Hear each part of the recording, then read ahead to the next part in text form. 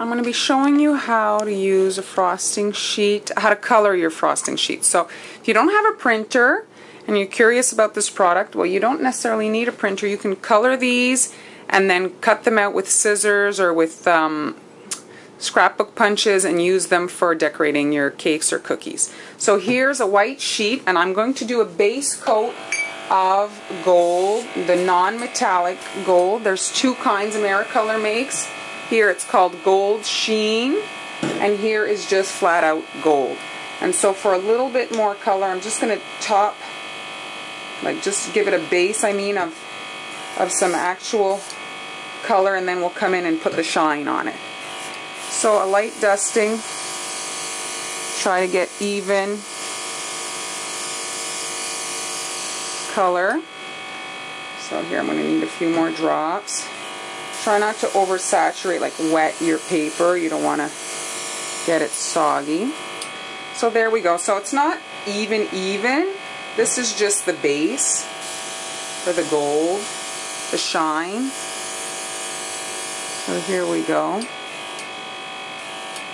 And if you use the frosting sheets, well, for gold elements, just make your life easier when you're putting it on the cookie. You won't have to worry about, adding luster dust and all that. So now here I've done my base coat of the gold. I think it's got pretty good coverage. And since I'm cutting this in pieces, the little spots that we see there won't show. So make sure you shake your sheen colors, your metallic colors very well, because there's particles in them for the shine aspect. Alright, so now I'm shooting the actual gold, the shine. I don't know if you're getting it. So it's doing, my airbrush is doing a little bit of spattering, but I don't hate it. I think it's because of the particles that are in this metallic color. So I'm going to do a nice thick coat of it because I want it to be very gold.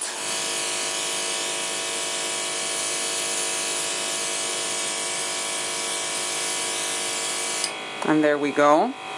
So now, if the camera's picking up, so make sure that you let this dry very well before you attempt to do anything further. Here's my frosting sheet, my gold frosting sheet. It's dry, so I've just marked off here a line, and I'm just going to snip off a piece so we can separate it from the backing. And so you don't have to use a whole sheet, you just cut the pieces that you need for your project and you put the rest back in your airtight bag. And so here, look, I'm just separating it from the backing, and there we go. I have a very nice gold strip that could be used. Here's that gold strip, and so it can be used in many applications. Here's more frosting sheet that's white, and I cut that with a scrapbook border, and see, if it was a little bit more narrow, I could create a nice border. I'm going to actually use my star push mold, scrapbook cutter and make some stars. So this is a scrapbook cutter, a paper cutter. I got this at the dollar store. Super inexpensive, really. I think it was $1. And so you're better to work upside down so you can see what you're doing. And I'm just going to slip my frosting sheet into the cutter, and there it is. And then applying pressure, you can use the table actually as your leverage, and there you go. You have a perfect little gold star that you can use on the side of a cake. The thing that's great about the frosting sheets is they don't warp like when you're working in fondant. They'll warp, and you can make these in advance. Slip them in a Ziploc bag and keep them fresh, because if they're not fresh, they'll snap. They'll get a little bit crunchy and they'll break. They'll be a little bit more fragile. And should you want to put them on the edge of your cake, a corner, something, and they need to be bent, you won't be able to if they're not fresh. And so these punch molds come in many colors. I have a butterfly here. Let's try the butterfly. A gold butterfly would be really pretty on certain projects. There we go. You could just bend it a little bit and pipe a little body on there. So you can airbrush these frosting sheets in any color that you want. I would suspect that you could dust them with luster dust as well if you wanted. Here, let's try it with the border cutter in the gold. There it is.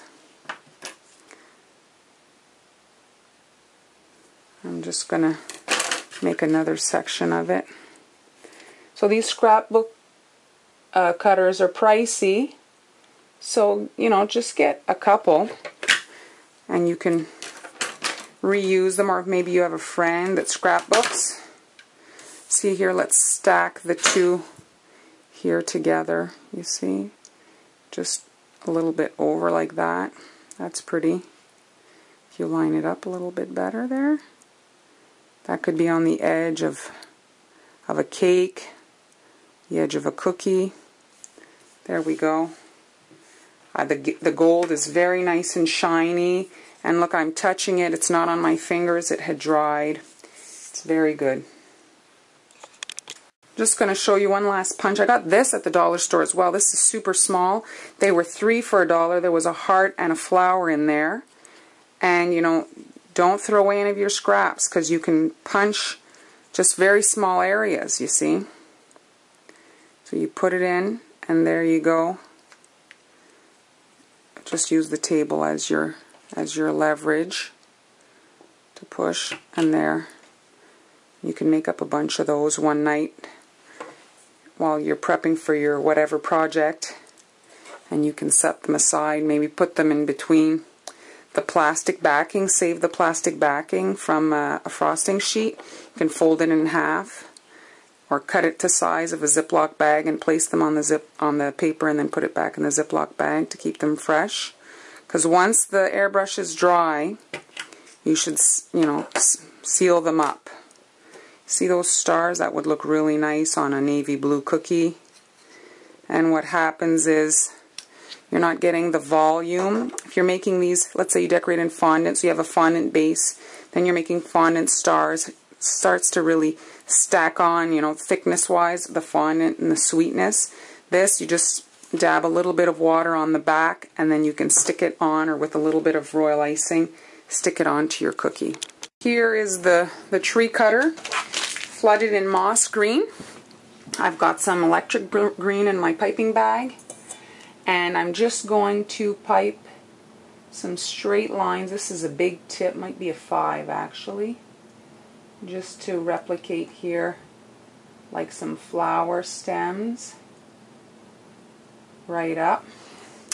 And now we're going to fill this area to look like a bouquet.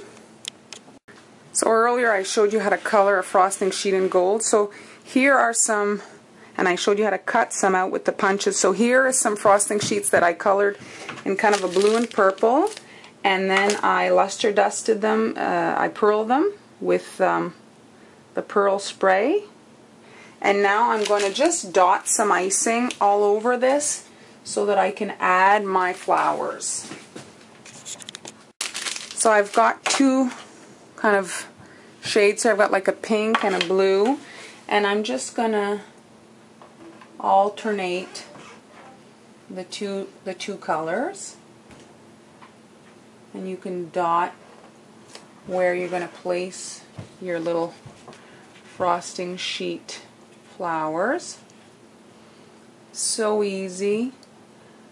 I mean, all you need is the punches, and you cut them out, and really not much skill required.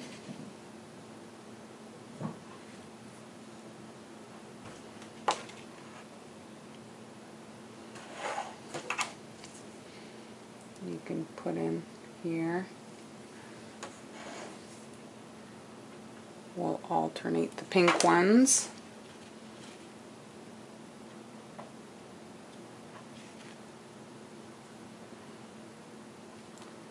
And it adds some layering because the petals are up, you see? They're not flat down. So it gives like the look more of a real arrangement.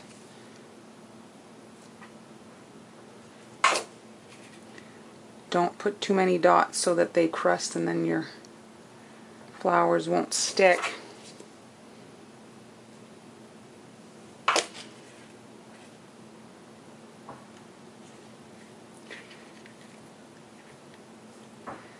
And it won't give a lot of weight to the cookie too, it keeps it light. These frosting sheets are really thin.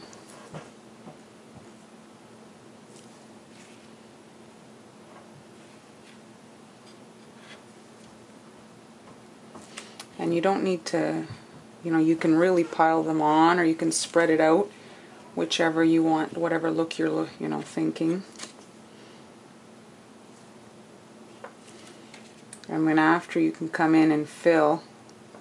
If you want you can leave it, but if you want you can come and fill with some leaves. With a leaf piping tip. And come in and fill in the little empty area with that. I better get done because I'm running out of purple flowers of that size.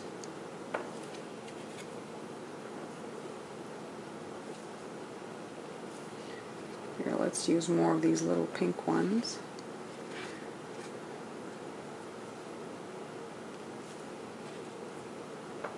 There we go. And there. A nice bouquet. And now I'm going to switch out my piping tip to the leaf. My icing is on the thick side because you want the leaves to have some body. You want them to hold, or else they'll just flop. They won't have any. So try to make sure that it's touching that green icing so it has something good to cement onto.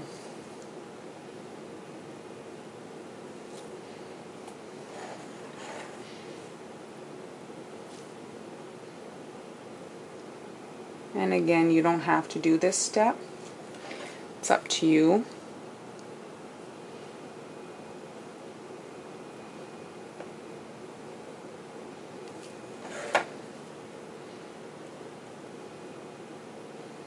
Cookie decorating meets scrapbooking. And here we go. There. And now, for a last step, I suggest you take some white icing or whatever color coordinates, and you could come in and just put a middle on the purple flowers just to finish them off.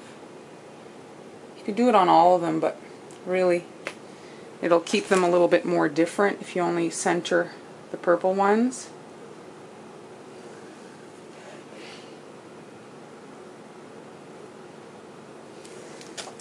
And there we go. And so you could bag this up and actually tie the satin bow right here to make it look like a bouquet. Isn't that pretty? You could actually just do this on a round.